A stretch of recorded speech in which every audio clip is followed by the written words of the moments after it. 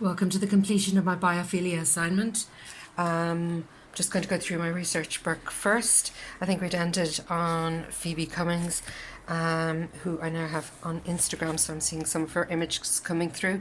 I was also looking at Miguel Rothschild, primarily because of wanting to suspend an item, and also going back to films such as Koyaanisqatsi, and its portrayal of the world and its change through to technology. I looked at LSAD for the fantastic painting work that she does on her ceramics, which is brilliant. And then also because of suspension and the bird, I also was looking at Dorothy Cross, and that's Parachute there. I was also given the name of Matthew Barney, who I have just started looking at, so there's a huge wealth of work that he has done, so I'm going to take a look at that also. In my own ideas book then, I've been looking at the anatomy of a swan so that I got a good rendition of one, and also looking at ideas about how I was going to actually make one. I took myself along to the Carbordia workshop, which allowed me to get a 3D item initially made out of twisted paper, but on the second day in the studio, I was able to bring it down and plaster it. I then brought it home to hang it from here.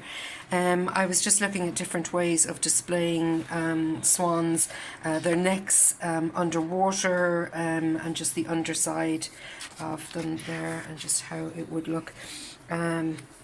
Didn't forget about the nettles, went back to the nettles, and certainly have looked at numbers of different images where you get a sense of all of the needles, which are fantastic. I did a video projection workshop, which gave me great knowledge about using the projector and various different pieces of software to enhance images as you need. That's just more images of swans, and again swans' legs and nettles, hanging swans. And then looking at different images after revisiting the nettles through the microscope, trying to get as diverse a range of different types of images as possible. And I will just...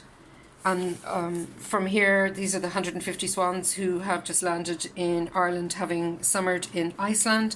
They're Hooper swans. These ones are mute swans. They live down the road from me. This is an image of a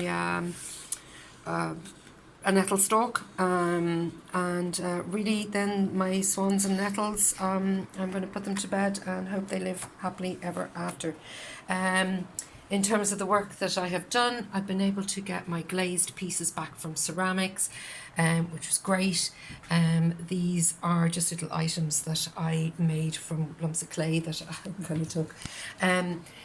I also did dry point etching workshop, which allowed me just to compose a piece to kind of explain the Hans Christian Andersen story, which I worked in various different ways, including Chinicole, I don't think I pronounced that right.